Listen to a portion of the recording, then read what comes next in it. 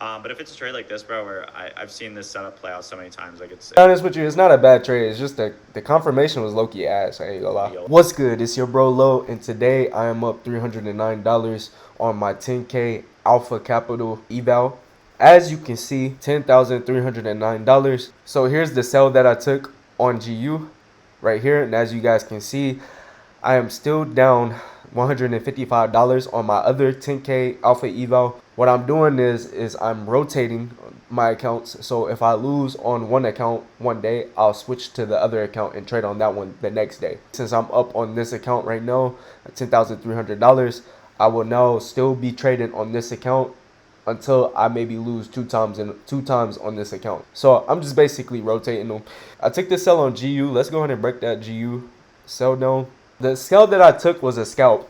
It was very, very fast. Not super, super fast. Not as fast as that Italian dude who be using order flow. You know what I'm saying? But it was about 10 minutes, 20 minutes. You know what I'm saying? But it was based off of the higher time frame. So let me give you guys a little bit of a higher time frame context. I am going off of this 3-month quarterly fair value gap rejection off of this, the first quarter of the year's candle. Going down to the monthly time frame, as you guys can see, the monthly is rejecting off of this quarterly fair value gap. So during February, I was thinking, okay, maybe we could run to the discount of this monthly's candle. Going down to the weekly time frame, you can see that 2 weeks ago, we rejected off of a previous weekly high, but GU did not run that previous weekly high, right? So there's SMT there. We have a weekly order block right here. So I'm just expecting this week to come up, right? And at least maybe run down to the previous weekly low.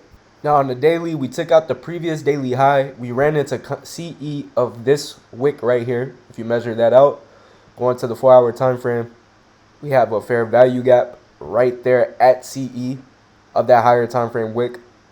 We had SMT with EU and GU at these highs after taking out that previous daily high into a higher time frame key area, which was that order block, that fair value gap, that CE. So during New York, I'm expecting price to potentially go lower. So all I need is a draw. And that draw was these relative equal lows right here, right? So you see how relative these lows are, very clean. So as price was retracing on GU and EU, right, you have this inefficiency right here, came up to a premium, right? If this is my target from this high to this low, right in here is a premium. Once we came into there, going down to the 1-minute time frame, this 10:01 high took out this 9:57 high and higher, right? But when you look at EU did not take out that 10:57 high right here, and we dropped lower there, right? So there was SMT right here with EU and GU, and then once EU had closed through this fair value gap, at first I wanted to get into EU because EU did not take out that high, but GU did. Right, so I'm thinking EU is going to be the weakest, but GU had a way better displacement lower, and we had 3 drives, 1, 2, 3, right, and then we broke down. I ended up taking my sell on GU as it was rejecting this fair value gap right here. So targets above, not targets, stop loss above, and then I was aiming for a 1 to 2 risk reward. So boom, 1 to 2 risk to reward. This was low hanging fruit, bro. This is relative equal lows, right? Look how clean these lows are. And this was 8:30 open, and all 8:30 open did was just drive up. So inefficiency below that too. Easy 1 to 2. Now for the trade management, as price was running up higher right here, I was looking at EU and I seen how EU had took out that high there. So there was the SMT I was thinking was maybe invalid, and GU could just be weaker in the six sister approach, where it's just trying to catch up and maybe start running up to that high, but it didn't. It left this high at 10:10, and we started dropping below that up close candle. So I'm like, okay, the SMT is still valid because GU did not take out this high, right? But EU did, and then we started displacing below this down close candle right here. Starting to see a whole bunch of black, so I'm gonna just make this white. You know what I'm saying? All right, that way y'all don't think I'm racist. You feel me? We use white colored PD arrays too. You know what I'm saying? So we ran through there, right? And then we started coming back through it and running back through it. And I'm like, okay, maybe this isn't gonna be good because we're running back through this low, and if it's running back through here, it's probably gonna go higher. I don't know. But if I was to close this trade right here, then I would be managing my trade based off of my emotions and not based off of my rules. And my rules will say to hold this and wait for it to at least get to like a 1-to-1 and close in below like this right here. Like this right here, bruh. So you see how we had a huge displacement back through it. Once we had that, Jesus Christ, dude. Let me move this over. Move this over, man. Fuck. So as soon as we ran through and we created this fair value gap, I did not want to see price come and trade back through this fair value gap. I wanted to see it get left open. So what I did was I moved my stop from this high all the way to here. That way I'm only risking like $30 right on this trade now. I didn't put it right to break even because I didn't want it to wick up here and then go lower. Right? If it completely filled that in, I didn't want to be a part of this no more. It was just gonna be ass, dookie cheeks, get into this low. Because if we can't leave fair value gaps open, then it's not a real low resistant, high quality move. It's not gonna give that to me. It's not gonna run to how I'm thinking it's gonna run. It's gonna chop around and be an asshole, bro. Like so, it didn't get up there. It didn't get back up there. I ran down there. And we got her. We got her, y'all. We got her, folks. So we got that was $300 right there just from that trade. That trade was about 40 minutes. So hold on, let me because I was telling y'all it was about 20 minutes.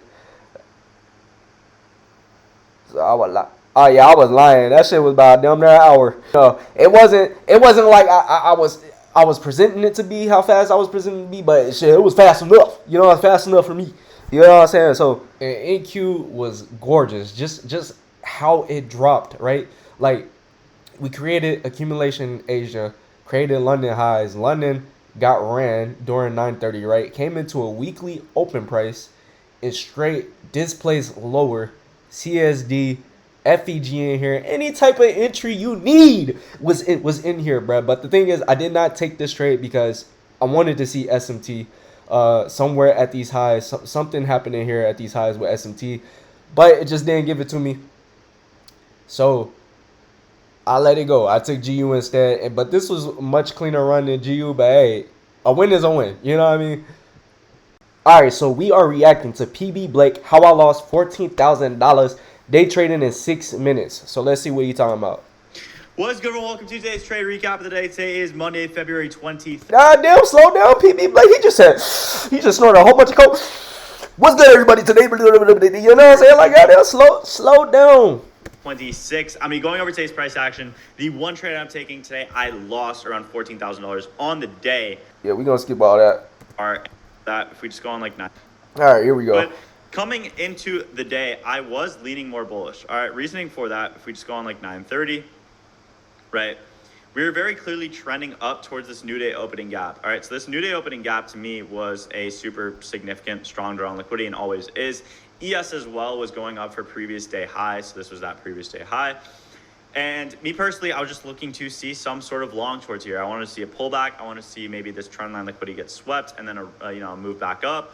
But overall, I was leaning a lot more bullish just because of that new day opening gap. You guys know, and a lot of the trade recaps, a lot of like my biggest day ever, actually, that 50K day, was targeting a new day opening gap. You don't even have the new day opening gap drawn out right, bro. You're supposed to draw out the whole zone.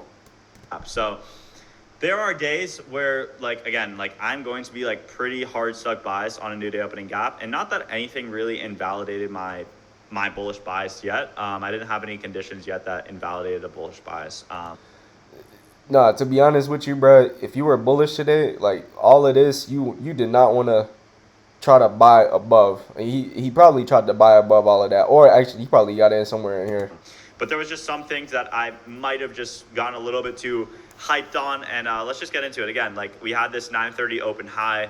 We started delivering lower. ES ended up creating those relative equal highs. Swept out all of this low resistance liquidity right here. Okay, and this is where I was looking at this area right here. We had a 1 hour fair value gap right here. This unmitigated 1 hour gap. See, if he would have had that new week opening gap drawn out right, or new day opening, he probably would have seen that.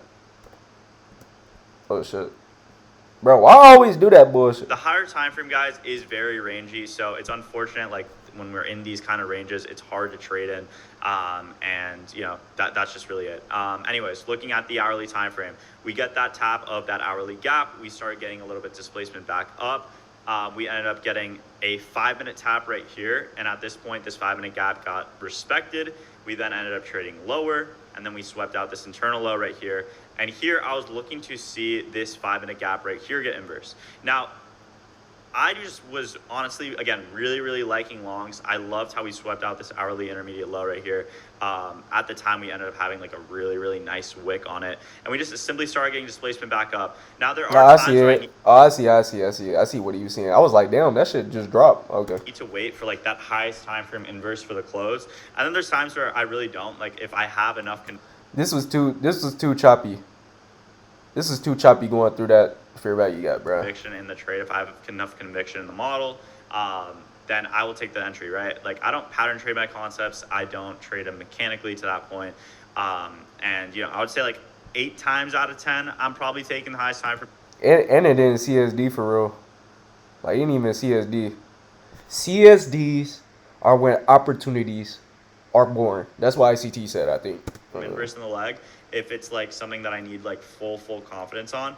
But if it's a trade like this, bro, where I've seen this setup play out so many times, like it's an A-rated setup for my model. New day opening gap is such a, again, strong. To be honest with you, it's not a bad trade. It's just the confirmation was low-key ass. I ain't gonna lie. ES equal highs right here. So for me, I just had that bullish bias and I ended up being wrong. And that's really it. I mean, what can I learn from this, right? So there's 2 real things and main takeaways that I'm getting from this trade. And I was kind of talking about this right before I entered, but I kind of disregarded it just because, again, like the new day opening gap on NQ is a lot stronger for me. But things that we can kind of take away from this. But the new week opening gap is stronger than the new day opening gap. You know what I'm saying? Loss is there can be times where we end up like coming really close to a pool of buy side liquidity right here, right? And this high just still can be protected. And it's kind of weird. And like still to this day, I'm like, it's a little weird for me to see something like this and then go back lower and not look at this as a long. But since we did already sweep out this daily internal high, this high resting inside of this gap, this is just something to learn from. You know, as a trader, like I'm always saying this, you always have to be learning. You can't have an ego. I mean, when you're in consolidation type markets, bro, you have to expect sometimes highs are gonna stay intact and rejection blocks are gonna play out. You know what I mean? I didn't use the rejection block. I used the new week opening gap to get my bias on this trade, like to see this trade happening.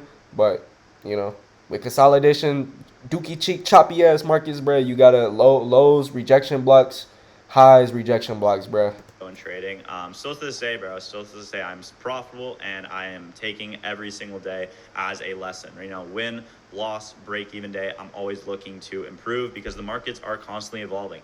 You need to always be improving your model. You need to always be journaling your losses, journaling your wins, and really taking away, like, you know, what can you learn from this? So hey, that's real. Hey, that's a real gem right there. That's personally what I got from this trade. You know, we also, of course, like respect this 4-hour. I find like a lot of my losses do come from me trying to target these like rejection wicks. But again, like this rejection wick, like in my head at the first, when I first saw it, it didn't really make any sense because the previous day high was being left, right? So that's really it. Not much else to go over from this loss. Again, I mean, and then also the obvious was like the 5-minute never got close, which, you know, isn't like a main rule that I have in my model personally. It's a model that I teach to a lot of beginners, and I think it's great if you're a beginner trader. Like this wasn't clear. When I be looking at dodgy and like really good inversion FEG trades, bro, it's a clear V shape, right? This isn't clear. Like it dropped, came and hit this, right? Took a minute just to back and forth, just to expand through this. And not even get above these 2 down closed candles, bro. It just wasn't enough, bro. It wasn't enough. And as soon as you see that shit come back down through that fair value gap, bro, that's a time to where like you start seeing a retracement like this, bro. I'm getting out that bitch. And you know you want it. Not gonna lie, but most of us are just gonna accept the risk and just let it go, bro. You know what I mean? It's better to just let it go. Your stop is there for a reason. But hey, if it invalidates you like that quick, bro, it really mechanically on the model. But again, for me, I've been trading for, you know, it's coming up to 5 years now, which is actually crazy. But there are times where I can, trade a little bit more discretionary in that sense. And but yeah, that's really it. Whoever's watching this, if you're a discretionary trader, how does that work? What's the cons of it? Because like I feel like discretionary trading kind of still has rules to it. You know what I mean? Like you gotta have rules to your discretionary trading. If you're just a strict discretionary trader and you're not profitable yet, most of the time you're going based off of your emotions. Like your discretion is your emotions. If you are not profitable yet and you haven't seen consistency, you haven't seen all none of that, you're blowing accounts, bruh, you gotta stop discretionary trading. You gotta literally go rules based. I'm not gonna lie. But that's like me talking. Like I wouldn't be able to do discretionary trading. I have to stick to my rules and system so that way I stay in check, bruh. Because if I just go based off of my discretion, bruh, and I take trades, bruh, it's not. I don't think it's gonna go well. I think discretionary trading needs some type of rules behind it. You can't just be complete discretionary.